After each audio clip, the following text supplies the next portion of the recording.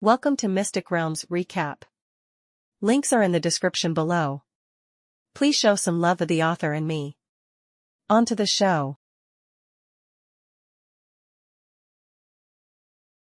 The greatest blessing in this world is to live a great life and die a great death. These were the words that Dristan once told the giant termite when they were adventuring together in the world of Elysium. Not many people are able to do that, Dristan said with a smile. Most people live mediocre lives and die mediocre deaths. I pray that I will be able to do something significant in this world, so when I die, there will be people who will remember me. I am not a human, but I will never forget about you, Dristan. And I will always remember you. Are you sure you don't want me to give you a name? Termite isn't really a name, you know. It's just what we call your kind. Read the latest stories and novelband.com. Just call me Termite. I don't need a name. I just need a purpose to continue living this life. Don't worry, Termite. One day, you will find what you are looking for. When that happens, make sure to hold on to it with everything you have. One of the Deimos-ranked adamantium ants screeched as the giant termite's burning mandibles bit its neck. The other Deimos-ranked ants weren't being idle and also bit their enemy with great ferocity. One of them bit the giant termite's burning body, while the other bit one of its legs, trying to pull it off completely. The giant termite felt great pain, but it used this pain to fuel the flames that burned fiercely on its body. This is the same thing that happened to my comrade back then, the giant termite thought. Back then, the one and only Deimos-ranked soldier termite was ganged up on by 3 Deimos-ranked fire ants, tearing him apart. It will not be so easy this time. The giant termite's flames burned brighter than ever before, shooting blazing flames inside the mouths of the 2 adamantium ants that were biting its body. Their exterior might be hard and resistant to physical and magical attacks, but the insides of their body was a different thing. The ant biting the giant termite's body immediately let go as the flames dealt serious damage inside its mouth. Magma-like blood flowed from the bite marks that it had left on the giant termite's body. The other adamantine ant didn't immediately let go of the giant termite's leg and pulled as hard as it could. A few seconds later, one of the giant termite's blazing legs was torn off from its body, making magma-like blood spew from the severed part. The ant that the giant termite was biting on used all of its strength and used its head to smash the ant termite's underside, making the termite lose its hold on its body. The next thing that the ant did was to summon adamantium spikes from its body, piercing the giant termite's chest, making it scream in pain. The 2 other ants did the same and gouged the giant termite's body with the adamantium spikes that they could use as freely as spears. They had received significant damage and suffered internal injuries due to the giant termite's flames, so they no longer wanted to bite its body, which made them feel a world of pain. Skeleton make bazooka. 3 giant skeleton cannonballs descended upon the adamantine ants' faces, which made them all screeched in anger. The skeleton cannonballs' damage wasn't what made the ants stagger and screech in anger.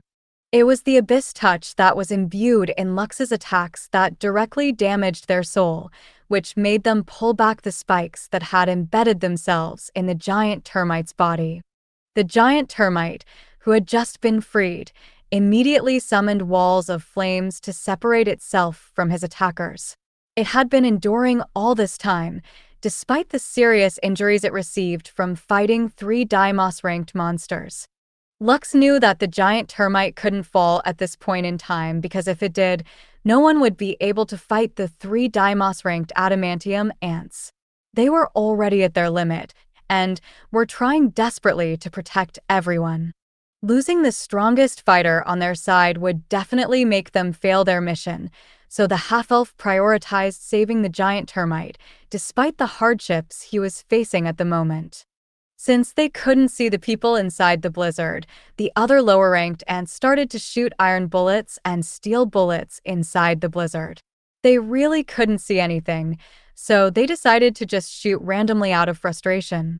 Aiko, Asmodeus, and their clones had erected bone walls to protect everyone from the bombardment. They kept on creating more, but they couldn't protect everyone. Several of the iron and steel bullets managed to hit people and the wooden wagons, causing casualties and serious injuries to others.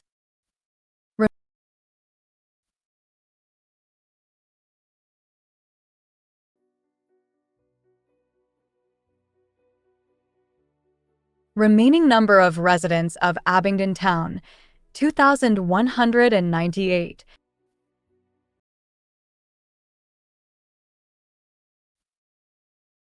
Lux's frown deepened as the notification sounded inside his head. If the number of residents fell below 1,000, they would immediately fail their mission. They already had suffered many casualties already, and he knew that the number would only increase the longer the battles went on. Fortunately, although the viscous carabus ground beetle's health was halfway gone, its movements had become incredibly sluggish due to the damage its soul had received from the power of the abyss. This was why abyssal creatures were very hard to deal with, because they didn't need to kill anyone or anything in order to incapacitate them. All they needed to do was damage their target's soul until they no longer had the ability to move their body. In short, most of the abyssal creature's opponents entered a comatose state due to the soul damage they received. The vicious carabus ground beetle was suffering the same fate, and, right now, it was nearly at its limit. Even so, Lux didn't want to take any chances, so he and his clones continued to attack the field boss monster until it completely stopped moving. After making sure that the enemy was no longer a threat to him and his allies, the half-elf didn't bat an eye to leave it behind and attack the ants, who were mercilessly killing the residents of the town that he wanted to save. Previous chapter. Everyone, rally to me, Pietro shouted within the blizzard. Right now, the town's guards and Lux's allies were trying to protect everyone. However, since the monsters were randomly firing a barrage of attacks at the blizzard, it was very hard for them to protect everyone. Because of this, Pietro decided to gather everyone into one spot so that the defenders could effectively protect them. They had already suffered several losses, and the cries of pain, sadness, and anger within the blizzard made his heart ache. The remaining residents were now less than 2,000 people, and more died with every passing minute. All the residents gathered together after hearing their mayor shout. Families huddled with each other, while others prayed to the gods to save them from the monsters that were out to kill them all. When all the remaining residents had merged together in one place, Asmodeus, Aiko, and their clones synchronized their skeleton make skill to create a skeleton dome to protect the people from further harm. For a brief moment, the people sighed in relief after they were enclosed by the protective dome made of bones. However, this relief disappeared when loud cracking sounds were heard as the ants' iron and steel bullets collided with their shelter. The mosquitoes also shot wind blades into the blizzard, hitting the skeleton dome relentlessly. Little by little, parts of the dome shattered. But these places were immediately repaired as Asmodeus and Aiko continued to channel their mana to the skeletal structure that was keeping everyone safe. Outside the raging blizzard, Lux and his clones unleashed countless spinning blades that shredded everything they came in contact with. His skeleton gangbangers and rock golems were dealing with the remaining giant ground beetles, while his skeleton arcane hunters and skeleton mages were helping their master attack the tetramorium ants. Just as everyone was being pushed to their limits, all of them heard a loud buzzing sound coming from the south. "You have got to be kidding me," Lux almost cursed it out loud after seeing the new threat that was approaching them from behind. Hundreds of monsters that Lux was all too familiar with were approaching them at a rapid pace. They were none other than red-eyed terror mantises, which was one of the low-ranked alpha bosses of the Figaro Garden of Leaf Village. Standing out among them were dozens of golden-eyed crimson mantises that had given Lux a scare of his life back then. But these monsters were nothing compared to the lone, 7-meter-tall, red mantis that reminded the half-elf of how the red-eyed terror mantis and the golden-eyed crimson mantis looked when they activated their berserk ability. Lux immediately summoned his soul book to identify the new arrivals, and this time, he didn't hold back and cursed out loud. F***CK. The half-elf knew then and there that their chances of clearing their mission was now next to impossible. Just dealing with the current monsters around them already made things extremely difficult for them. Now that a new threat had arrived, he was very tempted to raise his middle finger to the world. Crimson Berserker Mantis. Terror of the Plains. Berserked Hunter. Health, 43,200,000 / 43,200,000. Mana, 1,200,000 / 1,200,000. Strength, 5,000. Intelligence, 2,000. Vitality, 4,000. Agility, 4,000. Dexterity, 4,000. Active skills, Crimson Slash, Berserker Barrage, Hunter's Mark, Cross Slash, Skydive, Fury Cutter, Burst Speed. Passive skills, Blood Rage, Bloodlust, Bloodthirst. Special ability, Berserker Fervor. Berserker Fervor. This monster is always in berserk mode, giving it a permanent 300% increased attack damage. Any mantises that were being led by this monster will also gain a 300% increased attack bonus. This monster is immune to any status debuffs. A world boss monster was on a different level compared to an alpha and a field boss monster. These monsters' strength was at the peak of their respective rankings, and it would take at least several low rankers to defeat a Deimos-ranked world boss.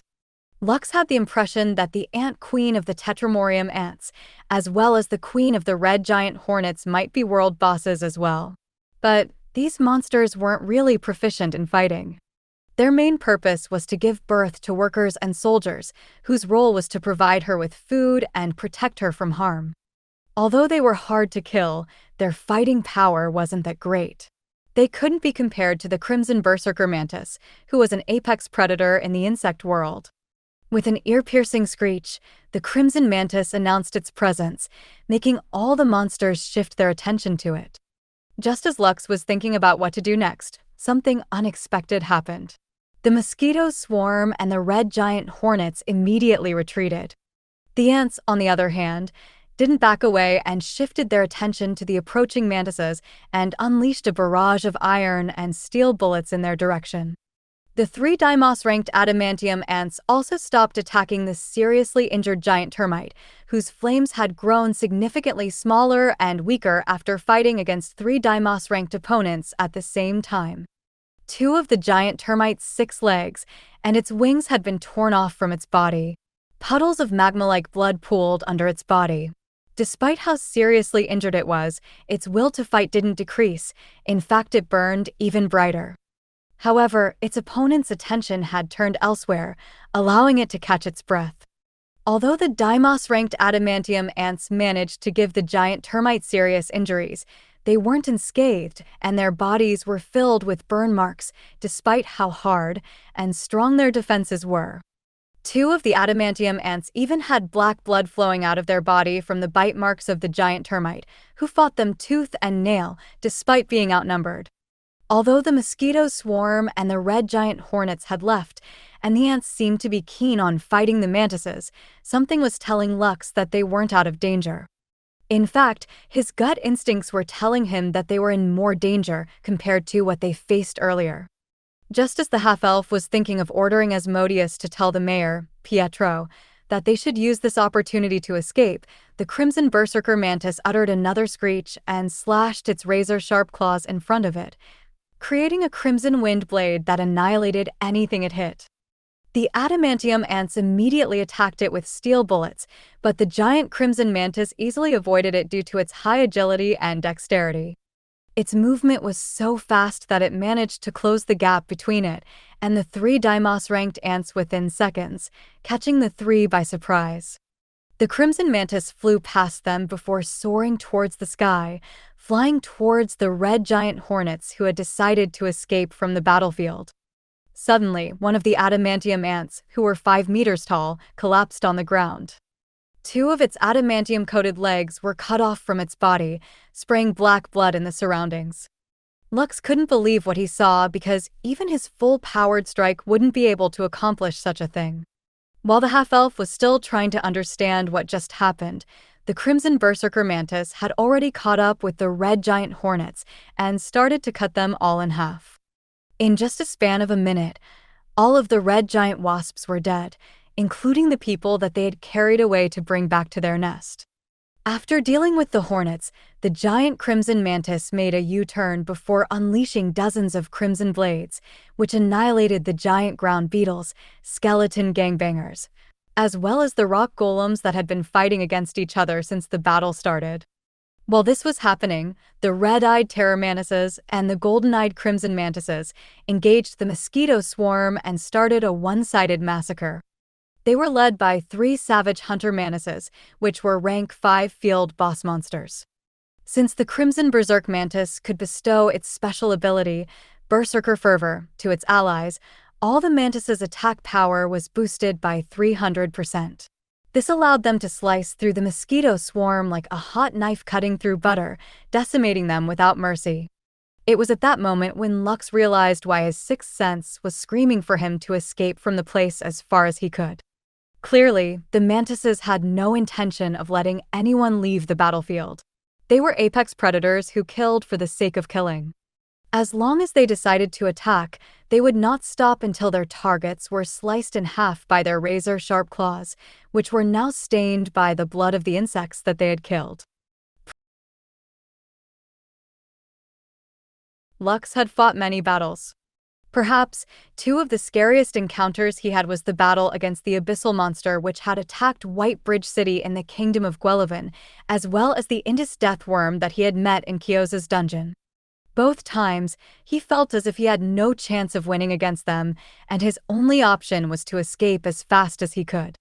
Although the elemental tempest that was guarding the Forest of Beginnings was many times stronger than the crimson berserk mantis that had just exterminated all the red giant hornets in the surroundings, Lux didn't feel as if the elemental monster planned to kill him. However, this time it was different. He knew, with every fiber of his being, that the giant mantis had no intention of letting anyone leave the battlefield alive.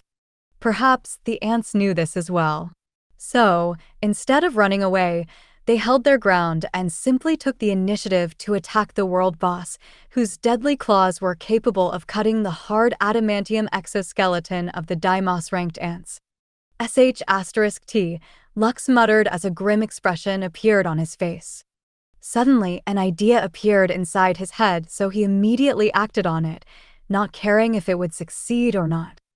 The half-elf flew towards the Deimos-ranked ants who had taken defensive stances beside their brethren who had lost 2 of its legs. "Let's have a ceasefire for now," Lux shouted as soon as he neared the ants. He then pointed at the giant crimson mantis that was looking down at them with disdain from the sky and made a proposal to the ants.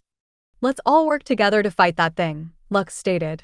"If you don't kill it now, there's a chance that it will attack your colony later and kill your queen."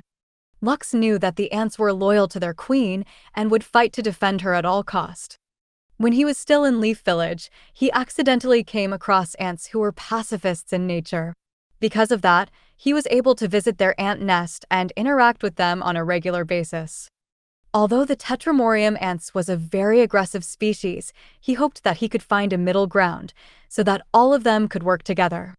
Unfortunately, for the ants, the only one they trusted was their own kind. They understood what the half-elf was trying to say, but for them, they would never work together with other species to fight their battles for them. One of the adamantium-ranked ants didn't hesitate and fired an adamantium bullet in Lux's direction, forcing the half-elf to evade and fly away. It was then when the telepathic voice of the giant termite reached his ears. "It's no use talking to these ants," the giant termite said. "What you should do is evacuate this place as fast as you can. I know that you have the ability to do that. The residents of Abington town can no longer be saved. I'm afraid that this is where they will all die." The giant termite then painstakingly tried to prop itself up from the ground as it rekindled the flames that had almost disappeared from its body. After losing 2 of its legs and suffering many serious injuries, it could no longer move from its location.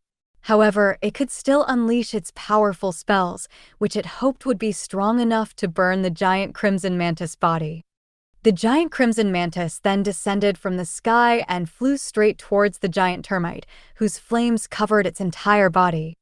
Knowing that the world boss planned to get rid of it first, the giant termite faced his enemy fearlessly, as it gathered all of its magical energy, preparing to unleash all of its attack spells at the same time. Immediately, several layers of firewall appeared in front of the giant termite, and a giant magic circle appeared in the sky above its head.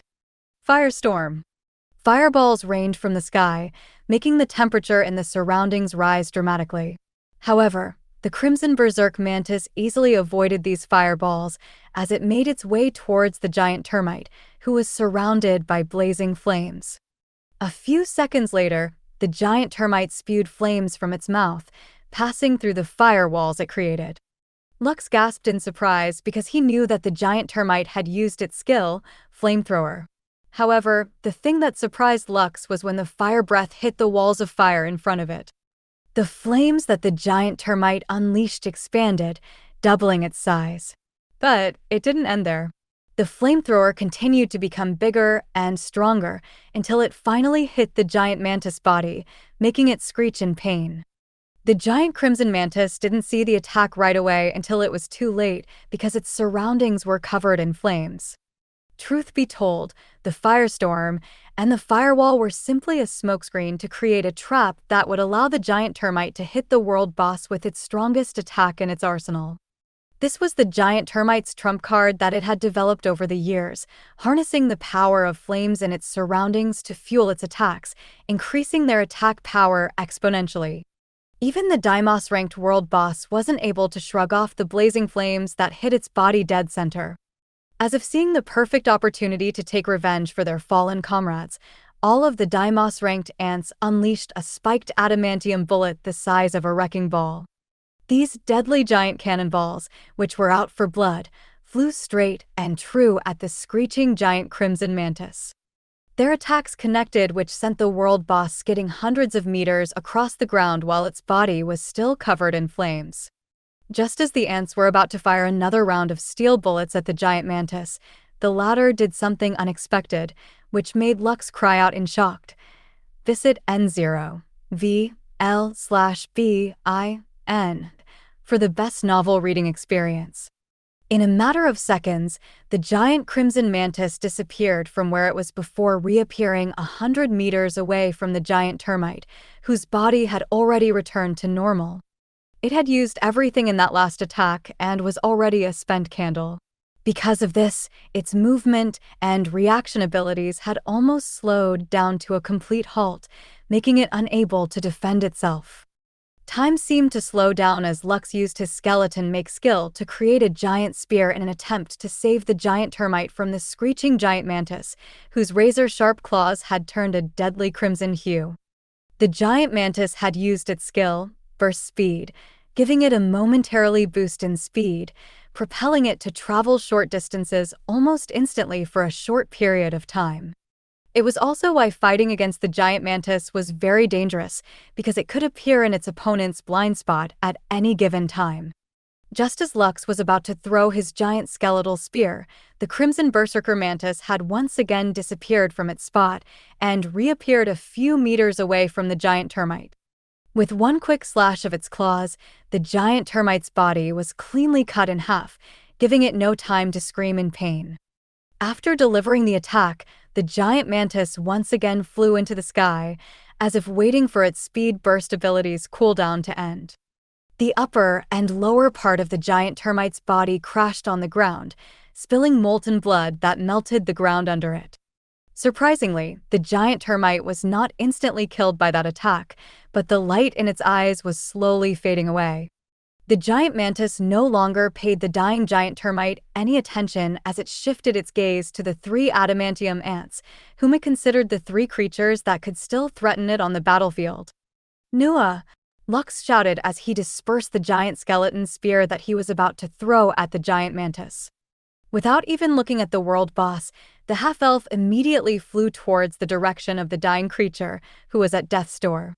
He knew this was a futile effort on his part, because no matter what he did, the giant termite's death was assured. However, for some reason, something compelled him to go to the creature, who had come to lend its hand to them, even though it had already said that it was not going to help. It was as if someone had pushed him in the back, giving him a strong urge to talk to the giant termite one last time before it drew its last breath, and join his one and only friend, Stan, in the afterlife.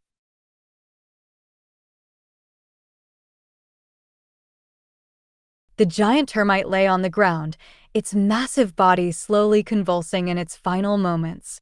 Its eyes flickered, struggling to stay open as it gazed up at the sky. It knew its time had come, and it accepted its fate with stoic resignation. So, this is where it ends, the giant termite faintly muttered, feeling its life force trickling down like the sand in an hourglass. Its blazing eyes slowly lost their glow, and its body stopped convulsing. As its eyes slowly closed, a tear fell from them, evaporating even before it could hit the ground. In its final moments, it found itself in a place he was all too familiar with. A volcano could be seen spewing lava high up in the air in the distance, and the lands around him were covered in a red tint. "I'm back," the giant termite said as it looked around. "This must be the afterlife." Suddenly, a playful voice that he hadn't heard for several months reached his ears. "Thank you for doing your best, old friend." The giant termite turned around and saw the person that had saved him in the past and given him a new purpose for living. Stan. The giant termite looked at his friend fondly. "Have you come to pick me up?" The former mayor of Abington town didn't reply right away. Instead, he walked to his friend and hugged the giant termite's head and patted it as if it was the head of a small child. The giant termite didn't resist and even enjoyed the familiar skinship that he shared with the human, whom he had spent several decades with. "There's something I'd like you to see, my friend," Stan said as he backed away. "After that, you will need to make an important decision." Before the giant termite could even process what his friend was talking about, the scenery around them changed, showing a giant planet in the sky. The giant termite gazed at it, similar to how someone from space would gaze at the Earth, admiring the beautiful blue planet. Unfortunately, the planet the giant termite saw wasn't beautiful. Visit no. V. 3LB/N. CM for new OVL. From its perspective, it looked like a rotting melon which was too gruesome to look at. "This is," the giant termite asked as it shifted its attention to its friend, who had his arms crossed over his chest. "It's a dying world," Stan replied. "A world that is about to meet its end in a few years." "Is this the world we were living in?" "No, it's a different world. It's the world the foreigners came from." The giant termite nodded its head in understanding. It was all too familiar with the term foreigners because he had seen thousands of them in the past. In fact, when he saw Lux, he knew that the half-elf was a foreigner because their kind emitted a certain presence that was very different from the residents of Elysium. "The name of that world is Solais," Stan stated. "Its demise is inevitable unless a miracle happens." "Why are you telling me this?" the giant termite inquired. "You know I couldn't care less about these things." Stan smiled and nodded his head. He knew that the giant termite wasn't a creature who cared about anyone except him, which made him feel both happy and sad at the same time. If not for his request, the giant termite wouldn't have even bothered to protect the residents of Abington town, who had decided to evacuate the Shofel Plains in order to have a chance of survival. "Look closer, my friend," Stan said as he pointed at the planet of Solais in the sky. "Do you see something else?" The giant termite squinted its eyes as it tried to look farther in order to see what Stan was talking about. Its vision then zoomed in toward the planet, which was normally impossible, and saw several men, women, and creatures in various areas of the world, entering a meditative state and channeling their consciousness to wrap the world of Solais in a protective layer. Outside these protective layers, a black blight, which had already spread across the entire planet, was being kept at bay. The black blight was pulsing like a living creature, which the giant termite found repulsive. However, it didn't end there. The giant termite's vision once again zoomed in, and this time, its vision passed through the exterior of the planet, seeing another world inside the planet it had seen earlier. The planet was very beautiful, and it made the giant termite feel a strong connection to it. Although Drystan didn't tell it anything, the giant termite was sure that he was looking at his own world, where it had been born. However, it noticed something that made it gasp in shock. In the western region of the planet, a small patch of black blight could be seen. It was the same black blight that it had seen in Solais, making the world look like a rotting melon from the outside. "The name of our world is Elysium," Drystan said after seeing the surprised expression on his friend's face. "It wouldn't be an exaggeration to say that our world and the world of Solais are joined at the hips. Right now, our world is slowing down the death of Solais, but in return, the corruption of the abyss has also taken root within it. If left unchecked, it will suffer the same fate as the dying world. Although it may not happen tomorrow, or not even a year from now, somewhere along the line, our world will suffer the same fate as Solais." As Drystan explained these things, the giant termite saw several people, as well as creatures, who were doing the exact same thing as what the people of Solais were doing. They were coating the world of Elysium in a protective barrier, keeping the blight from spreading further. The surprising thing was that, aside from the living creatures on the planet of Elysium, he saw several spirits of the dead doing the same thing, which made it come to a realization. "Drystan, are you perhaps?" The giant termite looked at his friend, who looked back at him with a smile. "It is as you thought," Drystan replied. "I am one of the many that are protecting our world even in death." "It is as you thought. I am one of the many that are protecting our world even in death." The giant termite didn't really understand how someone who had already died was still able to support their world even from the afterlife. However, it thought that since its friend was special, Drystan was able to do even the impossible things. Still, it didn't understand why his friend would go that far. "But why? Why must you go this far for this world?" the giant termite asked. "Is it because you are a hero?" Drystan chuckled after hearing the giant termite's words. "A hero?" Drystan smirked. "You really think that I was a hero?" The giant termite nodded its head. It had always believed that his friend was the best human in existence. Even now, he still thought that way. "In the past, you told me that heroes are ordinary people who make themselves extraordinary," the giant termite stated. "A hero is someone who has given his or her life to something bigger than oneself. I can see that what you are doing is something bigger and grander. Are you perhaps here to tell me to accompany you and also contribute to saving Elysium?" The giant termite didn't really care about the world, but since his one and only friend was doing it, he intended to lend him a hand. "You know, ever since we met, you've always listened to what I say," Drystan said with a sad expression on his face. "After losing your colony, you have also lost your purpose in life. I know that you agreed to become my beast companion and followed me on my adventures because you were searching for something that would give your life a purpose. You needed a reason to continue living, and frankly, I found you very pitiful. A puppet whose strings had been cut, unable to do anything, but wait for itself to rot away and disappear from the face of the world." For some reason, the giant termite felt incredibly hurt and angry at its friend's words. It wanted to retort to Drystan that he was wrong and that it wasn't a puppet. However, he couldn't think of a good comeback for what his friend had said to him.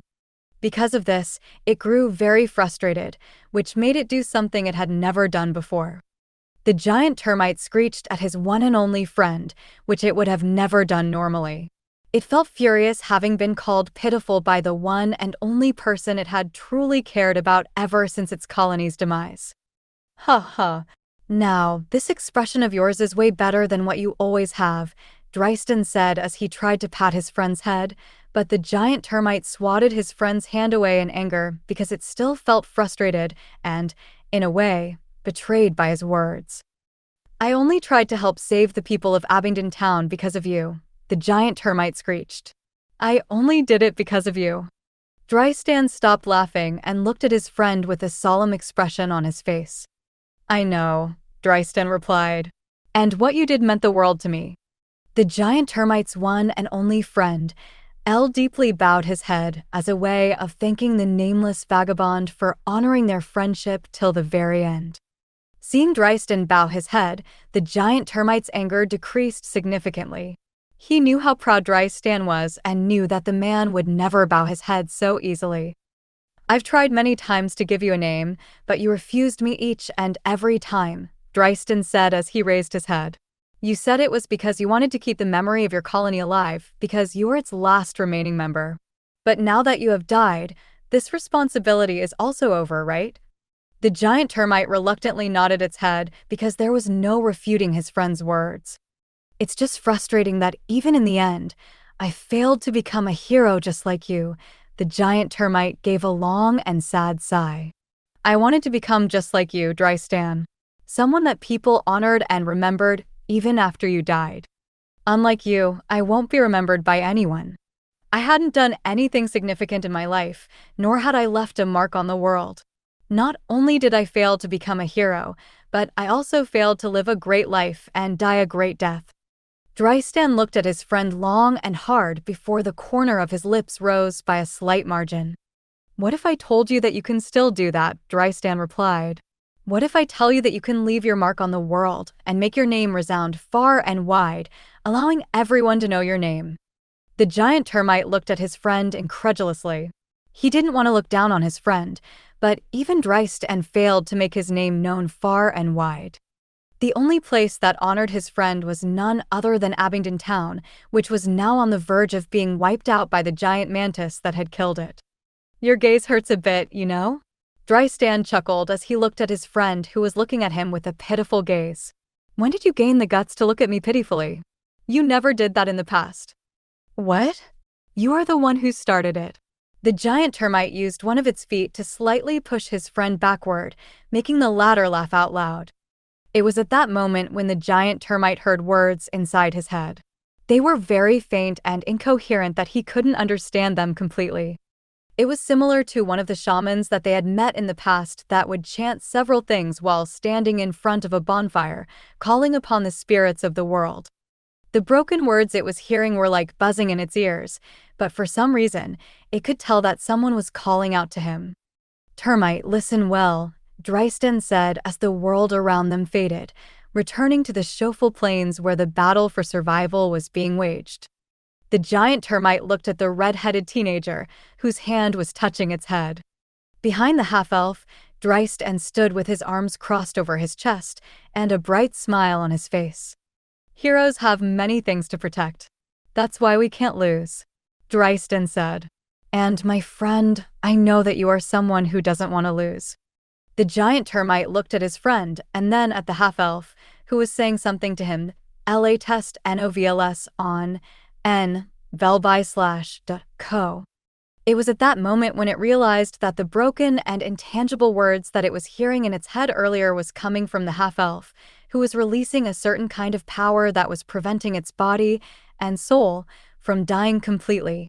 Now, you have an important choice to make, my friend, Dryston said. Do you want to come with me or stay and leave your mark in the world, so everyone will know that even a nameless termite who lost its entire colony can be a hero, too?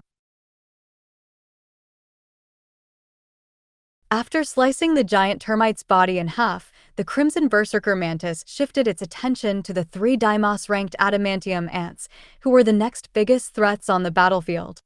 It was confident that no one on the battlefield could fight it. However, since it didn't want to take any chances, it planned to eliminate those that had the potential to deal damage to it before cleaning up the humans, who would serve as food for its subordinates. Naturally, the 3 Deimos-ranked ants, including the one that had lost its legs, all screeched defiantly at the approaching giant mantis and unleashed a barrage of spiked adamantium bullets, forcing the world boss to take evasive action. After half a minute of evading the three ants' continuous attack, the giant crimson mantis decided to use ranged attacks in order to weaken and disorient its opponents as a way to close the gap and deliver a lethal blow to one of them. The giant crimson mantis didn't have to worry about its targets, because one of the Deimos-ranked ants was already crippled and unable to move. It then unleashed dozens of crimson slashes toward the immobile ant, forcing its companions to summon earth walls in order to block its attacks. Unfortunately, this strategy backfired on the ants because it made it easier for the crimson giant mantis to close the gap between them since the earth walls blocked the ant sight, preventing them from seeing their enemy. Visit no. v. 3lb/n.cm for new OVL. When they finally realized their mistake, it was already too late because the giant crimson mantis was only 100 meters away from them. With one mighty cleave of its razor-sharp claws, the giant mantis slashed the earth wall in half and used its burst speed to instantly reappear beside the fallen Deimos-ranked ant. Before its comrades could even come to its rescue, the giant mantis had already used its skill, Berserker Barrage, leaving deep gashes in the adamantium ant's body and cutting off its remaining legs, rendering it completely immobile. This all happened in the span of only a few seconds, giving the adamantium ant no opportunity to scream in pain. A second later, the giant mantis flew upwards. Its crimson body reflected the light of the sun, temporarily blinding the two ants that had moved to protect their comrade from the giant mantis' killing blow. Seeing that its strategy worked, the sly world boss used its skill, Sky Dive, to descend towards its target. It also used Speed Burst, which exponentially increased its speed, to deliver the coup de grace. When the two Deimos-ranked ants regained their vision, the first thing they saw was the head of their comrade rolling on the ground in front of them. As if guided by their natural instincts, the two ants immediately unleashed adamantium spikes that sprouted from their bodies, preventing the giant crimson mantis from following up with another sneak attack. The giant mantis knew that the two remaining ants would keep the needle-like protrusions on their bodies in order to deter it from attacking them at close range. Because of this, it decided to shift its attention to the lower-ranked ants and started a one-sided slaughter. This act enraged the two Deimos-ranked ants, forcing them to charge at the hateful giant crimson mantis, whose tactics took advantage of the ants' strong bond with the members of their colony. The battling insects' screeching and hissing spread throughout the battlefield as the mantises fought against everyone in sight. Asmodeus, who was tasked to protect everyone, glanced at his master, who was currently standing in front of the giant termite who was on the brink of death. "Master, it's no use," Asmodeus said to Lux via telepathy. "Even if you revive the giant termite, it is impossible for it to win against the crimson berserker mantis. I hate to say this, but we have no choice but to take our people and leave while we still can." Lux, whose hands were pressed over the giant termite's head, was doing his best to preserve the body of the giant termite as well as its soul. Just like Asmodeus, he understood that even if he were to make the giant termite a member of his covenant or animated undead legion, the result would still be the same. The giant mantis would slaughter them all without mercy. "Take Master Randolph, Grandma Annie, Laura, Livia, Gerhardt, and Cephas away from here," Lux ordered. "I have my ways to escape, so take them first." Since his master had already given a direct order, Asmodeus no longer hesitated and summoned his skeleton warriors to grab the dwarves. "Gerhardt, Cephas, come," Asmodeus shouted, making the green-haired half-elf and the dragonborn to look in the Archlich's direction. Perhaps the two understood that the battle was already lost, so they flew toward Asmodeus without asking any questions. When everyone had gathered, the Archlich used its skill, Skeleton Make, and created a giant cannon. A moment later, his two clones pressed their hands together and enveloped the dwarves, the green-haired half-elf, as well as the dragonborn in a skeleton cannonball, which was then loaded into the giant cannon. A resounding explosion reverberated across the plains as Lux's companions were blown to safety.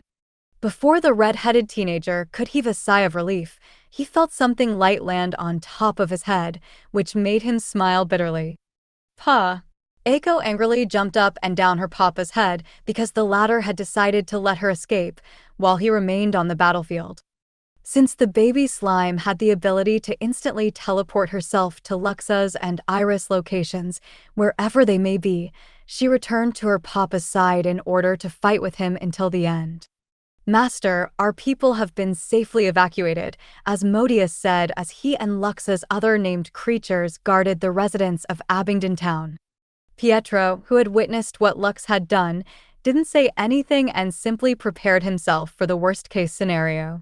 He understood that their chances of survival were slim, so he didn't look down on the half-elf for prioritizing the safety of his own people over theirs. Suddenly, a blood-curdling cry reached everyone's ears as one of the adamantium ants' chest was pierced by the crimson berserker mantis' deadly claws. Everyone who saw this wasn't able to stop themselves from gasping in shock because they understood that when the last adamantium ant fell, it would be their turn to die. While all of this was happening, Lux had fallen into some kind of a trance while he was channeling his necromantic energy into the giant termite, whose eyes had already dimmed completely. When he regained his senses, he found himself in the middle of a colony war between the fire ants and the blazed cone termites. Everything around him burned in blazing flames, which made him wonder if he had unknowingly died and had gone straight to hell. While he was still attempting to understand what was happening around him, he saw an old man casually walking in his direction despite the fact that the fire ants and the blaze cone termites were fighting beside him. "What you are looking at right now is the memory of my friend," the old man said with a solemn expression on his face. "A past that has haunted it every single day of its life." Lux stared at the old man until the latter stopped 2 meters away from him, giving the unfamiliar yet familiar person a critical gaze. "Sir Drystan?" Lux inquired. The old man smiled and gave the half-elf a brief nod of acknowledgement. Although Lux hadn't met the old man before, he had a feeling that the one standing in front of him right now was the giant termite's one and only friend, whom it cherished very much until the bitter end. "This is one of the giant termite's memories?" Lux inquired. "Yes," Drystan replied. "This is the battle where it lost not only its entire colony, but also its purpose for living." After giving his reply, Drystan made a gesture for the half-elf to continue watching the battle. As a necromancer, Lux could tell that the one he was talking to wasn't an illusion made by his imagination, but the soul of the dead, who still had lingering attachments to the world and was unable to move on. Because of this, he decided to watch the battle that was happening in front of him to understand what the former mayor of Abington town wanted to tell him. The battle lasted for a little more than an hour. Lux was surprised when he saw the appearance of the Argonaut-ranked anteater, who had eaten the termite queen right in front of the last soldier termite of their colony. For some reason, the half-elf could feel the soldier termite's raw emotions of fear, anger, despair, and helplessness, and it resonated with Lux's own experiences in both of his lifetimes. When the Argonaut-ranked anteater left, the half-elf looked at the lone soldier termite whose entire body shivered amidst the countless dead ants and termites around it. "My friend always said that I was the one who saved him," Drystan said. "But, truth be told, he was the one who saved me. When I first met him, I had already lost many important things in my life, so I was looking for a place to die. However, when I met him on that fateful day, I found someone who was suffering just like me and thought that, perhaps, helping him would make me feel better. Perhaps, helping him would allow me to move on from my own heartache. In short, I befriended him for my own self-satisfaction, and you know what? His entire world revolved around me. He made me his reason for living." Drystan smiled bitterly as he looked at the lone figure that was shivering in the distance. "In his eyes, I am a hero," Drystan said softly. "But in my eyes, he is the real hero, and I want the world to know that.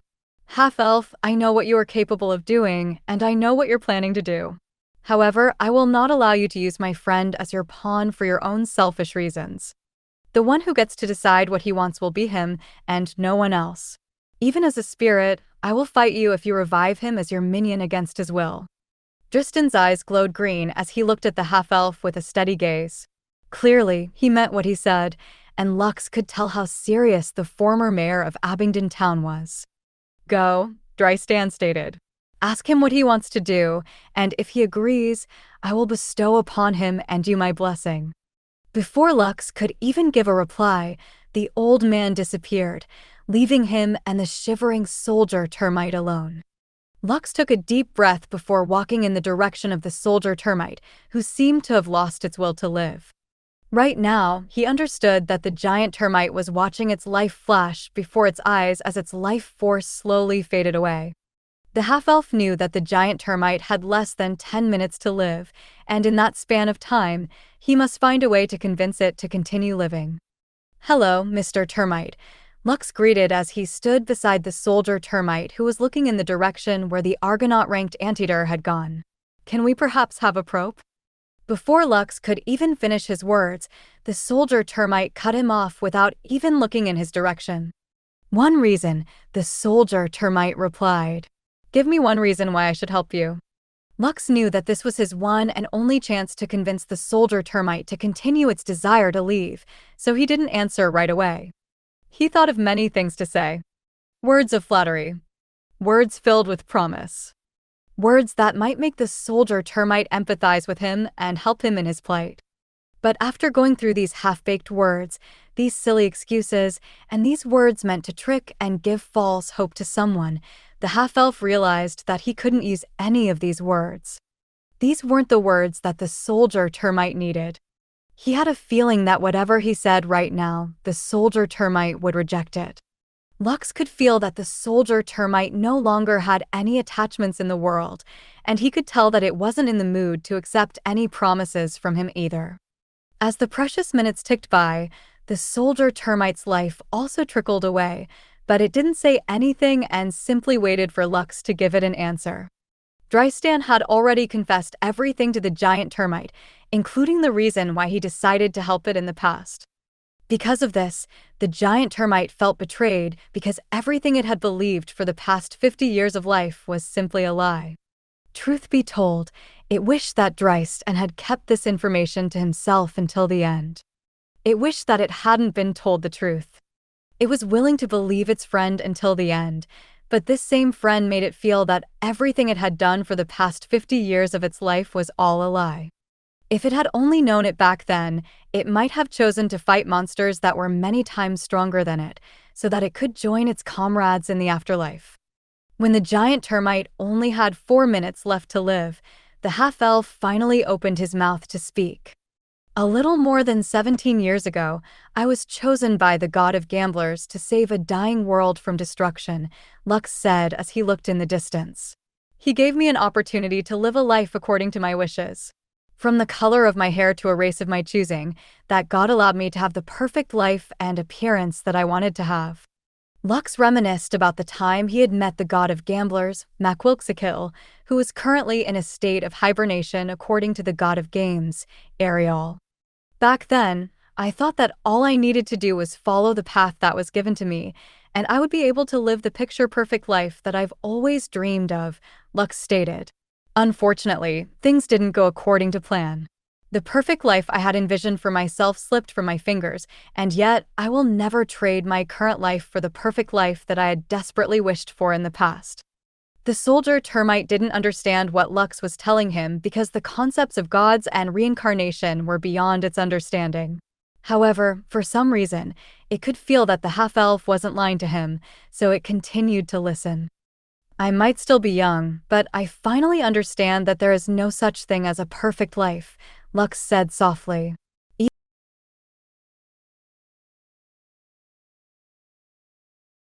"Even if we try our best, life will find ways to **CK us up and screw us 100 times over. Sir Termite, I tried to think of ways to win you over so that you can help me overcome this hurdle that I am facing right now, but I can't think of anything that will move your heart. So, tell me, is there something that you want to do? Do you have any wish that you want to be fulfilled? I won't say things like I will fulfill or grant them for you. All I can say is that if it is within my abilities, I will do it." The half-elf looked at the soldier termite and saw several light particles being released from its body. He could tell that it only had less than 2 minutes to live, and once its entire body became transparent, it would finally disappear from the world without a trace. "Tell me, what is a hero?" the soldier termite asked. Earlier, it didn't pay any attention to Lux. But this time, it turned its head to the side to look at the half-elf, who was standing beside it. Discover W Story S on no/e/wind.com. Lux pondered for a few seconds before giving his answer. A hero is. A resounding screech spread in the surroundings as the crimson berserker mantis raised its head to announce its victory against the last adamantium ant, who now lay headless under its feet. Around it lie countless lower-ranked ants, with their bodies sliced apart and piled up into a small hill. Although they had no chance of winning against the giant crimson mantis, they still did their best to protect their last remaining champion in order to keep it from dying under its claws. Unfortunately, no matter how hard they tried, their efforts were futile under the world boss' domineering might. The ant survivors that now only numbered a few hundred unleashed a barrage of iron and steel bullets at the world boss, but the latter simply used its claws to block these attacks, making them bounce off its body. Suddenly, dark clouds covered the sky and thunder roared in the heavens. Lightning streaked across the sky, illuminating the darkness that had suddenly covered the land without any warning. It was then that the world boss saw it. In the distance, a giant fireball burned brightly like a miniature sun. In front of it was a red-headed teenager with his 2 hands pressed over it. At first, the crimson berserker mantis planned to ignore this phenomenon and continue getting rid of the remaining ants, but something moved in the corner of its eyesight. One of the dead adamantium ants suddenly rose into the air and flew towards the giant fireball as if it was being sucked into it. Soon, the second adamantium ant followed suit and flew in the direction where the giant fireball was. As if waiting for that cue, the dead lower-ranked ants, giant ground beetles, red giant hornets, countless mosquitoes, as well as a few mantises that had died in the battle, all rose into the air and were sucked up by the small, miniature sun, whose brightness was growing more intense with each passing second. The giant crimson mantis emitted an ear-piercing shriek before opening its wings to fly towards the giant fireball with the intention to cut it, as well as the half-elf, who seemed to be responsible for its formation. Using its speed burst, the giant mantis crossed the distance in a matter of seconds and slashed at the half-elf's back without any mercy. However, before its attack could even land, its body momentarily froze, stopping in midair. A moment later, it turned its head to look at the jade golem, whose golden gauntlets shone brilliantly in the darkness. With an irritated screech, the giant mantis flew toward Orion with its claws poised to strike. A sneer appeared on the jade golem's face as he faced the Deimos-ranked world boss who was out to kill it. In a split second, the razor-sharp claws and the golden gauntlets collided, creating a powerful shockwave that sent the jade golem, and even the giant crimson mantis, flying backward. Pietro's eyes widened after seeing the scene because he never expected Luxa's summoned creature to be able to take a blow from the world boss, who had easily eliminated the Deimos-ranked monsters that ganged up on it earlier. As if it was hit by a racing truck, the giant mantis rolled and squirmed on the ground as its body convulsed from pain.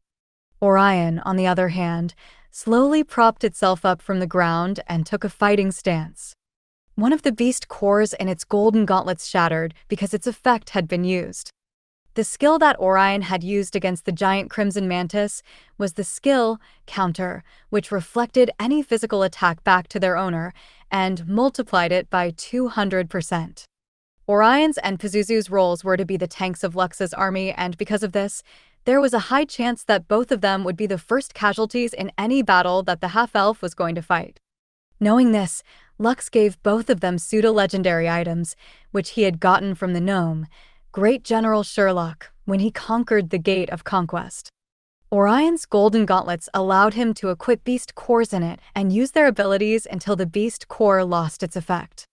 The giant crimson mantis didn't hold back in its attack against the jade golem, so it suffered from the backlash of having its own attack reflected back at it, making it feel a world of pain. Just as the world boss barely regained a bit of its composure, it heard the sound of a bell, which came from the giant fireball in the distance. As a creature that had achieved its rank, its bestial instinct was very high. Because of this, it understood that whatever that giant fireball was, it was slowly becoming more powerful and would soon be a threat to its existence. It was then that the giant mantis did something unexpected. It flapped its wings strongly, creating a dust cloud in its surroundings, blocking it from view.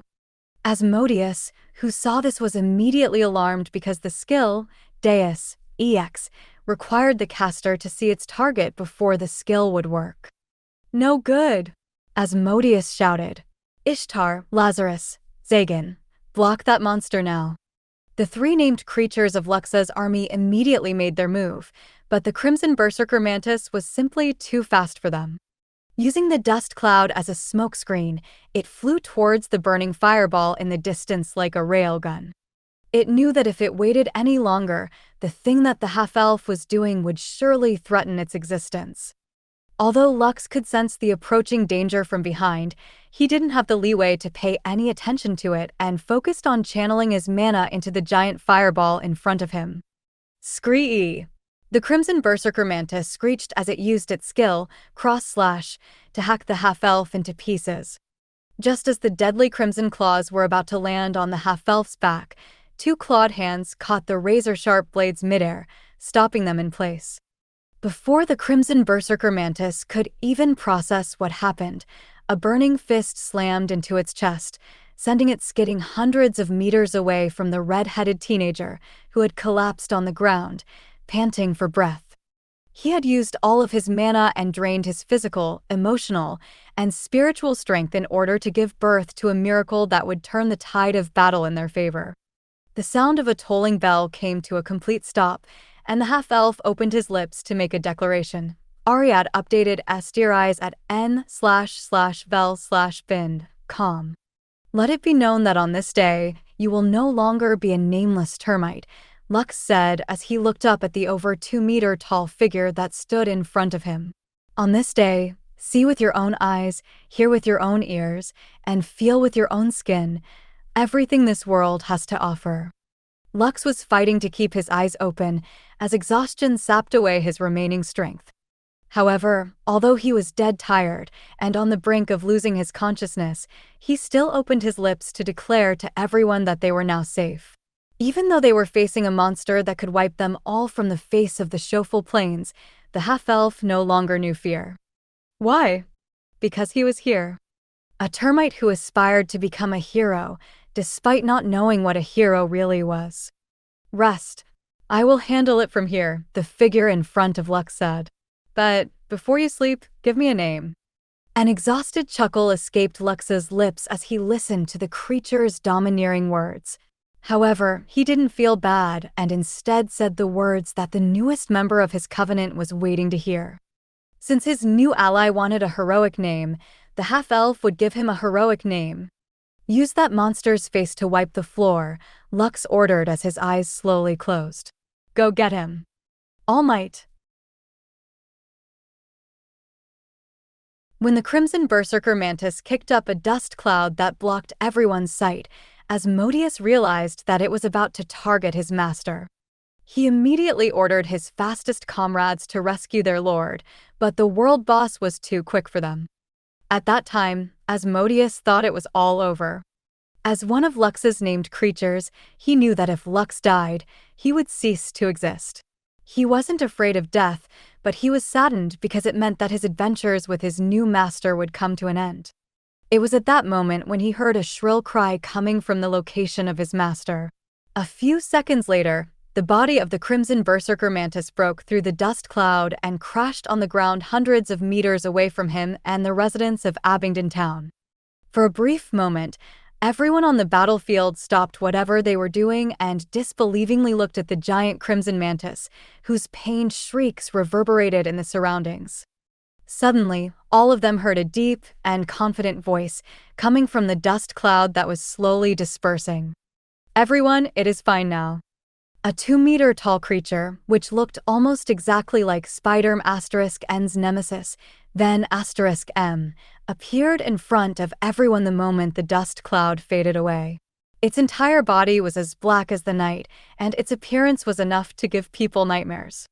It had a permanent devilish grin plastered on its face, and its golden eyes, which were similar to Lux's undead creatures, burned brightly as it gazed at the residents of Abington town, ignoring the writhing world boss in the distance. Another unique feature of this creature was the 2 antennae protruding from the top of its head, forming a V. Its buffed-up body looked similar to a pro wrestler. Also, instead of having 2 arms, it had 4, making it look incredibly strong and menacing. E/N, mock *MP for you P*Keeman fans.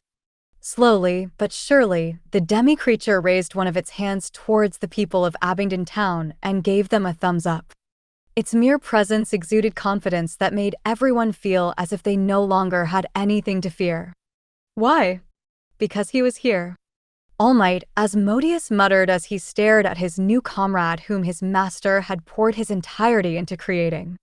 Using all of his mana and all the dead creatures on the battlefield, including the dead Deimos-ranked adamantium ants, Lux took a gamble in order to turn the tide of battle in their favor. Fortunately, his gamble paid off, giving birth to a hero whose name would resound far and wide in the worlds of Solais and Elysium in the not-so-distant future. Yes! His name was All Might. All Might. I am here. Strongest member of the Covenant. From 0 to hero. Rating: SSR+. Strength: 5072. Intelligence: 2072.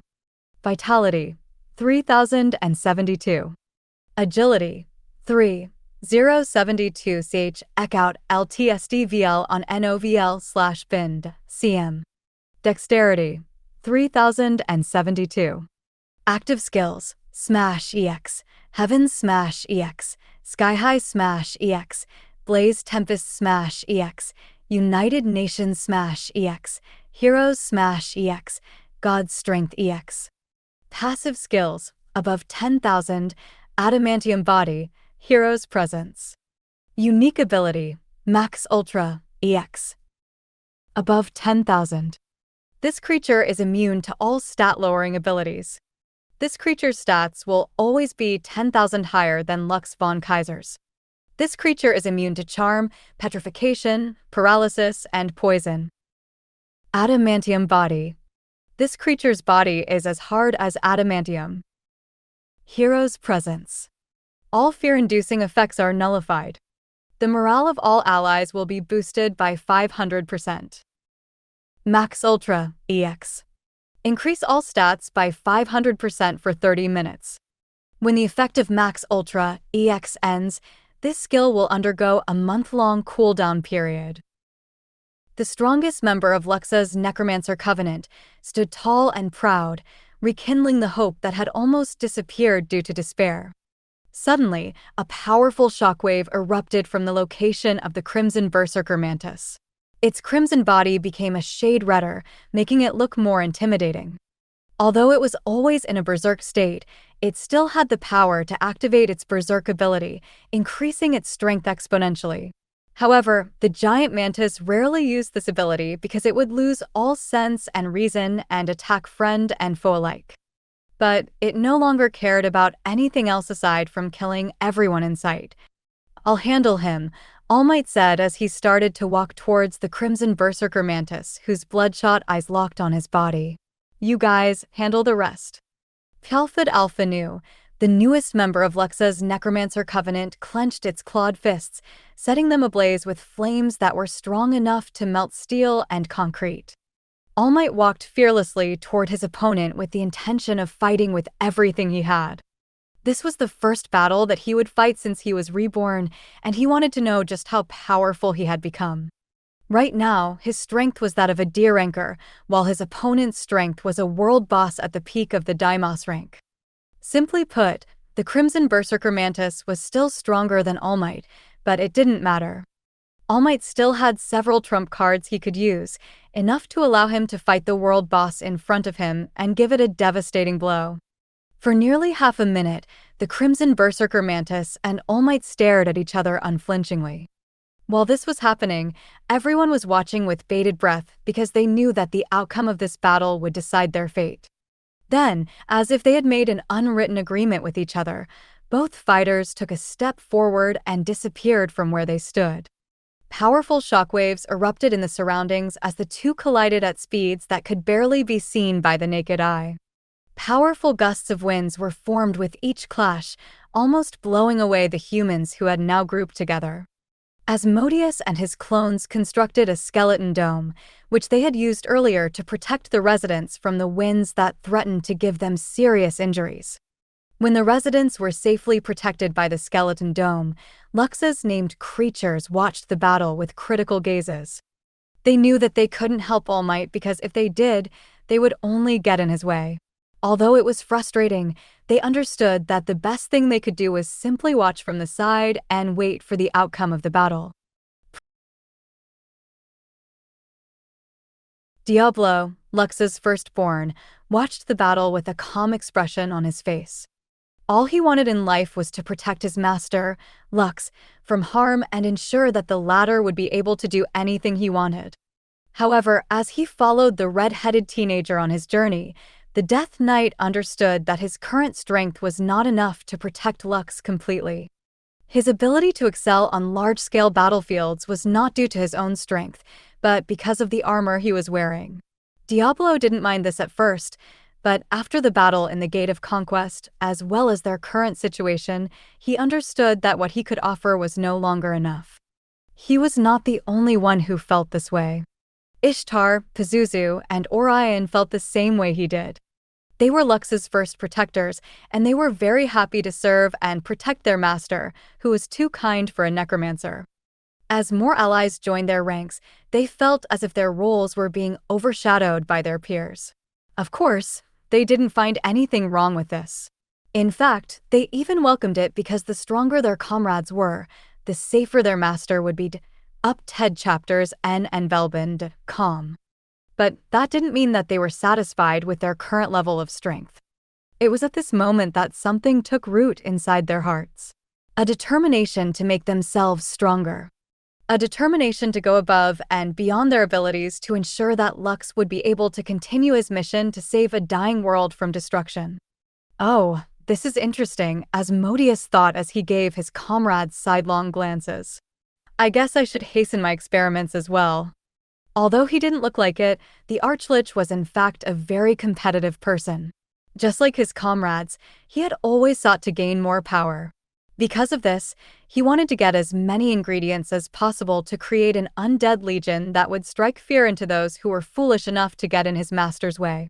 Currently, Asmodeus only had Morpheus and Ithaqua serving under him because he was lacking the materials he needed to create stronger undead monsters that would make up his own undead army. It's a shame that all the dead insects have been swallowed up by All Might. Asmodeus sighed internally. But that's fine.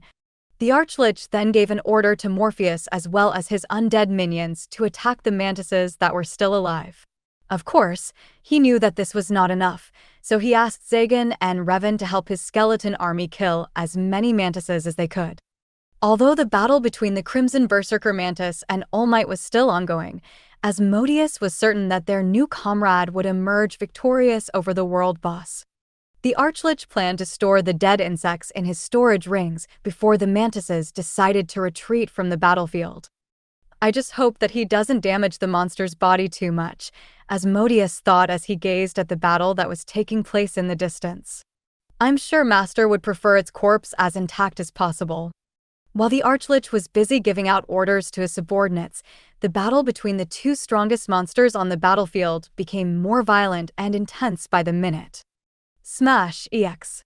All Might shouted, smashing his fist against the side of the giant mantis head, making it skid a few meters on the ground. After regaining its balance, the Crimson Berserker Mantis created two giant crimson wind blades at nearly point-blank range to prevent its opponent from dodging. The well-timed attack forced All Might to take on a defensive stance, using its arms to protect its body from one of the giant mantis's strongest attacks. The moment the crimson blades collided with his body, the force behind it pushed him hundreds of meters backward, with his feet skidding on the ground in an attempt to resist the attack. Unfortunately for him, the Crimson Berserker Mantis had no intention of letting him recover and immediately sprang into action to deliver a lethal blow to All Might, who was still trying to mitigate the attack that was making his adamantium body emit sparks. Seeing that his opponent had finally decided to deal him the killing blow, All Might no longer hesitated and unleashed his trump cards as well. God's Strength EX.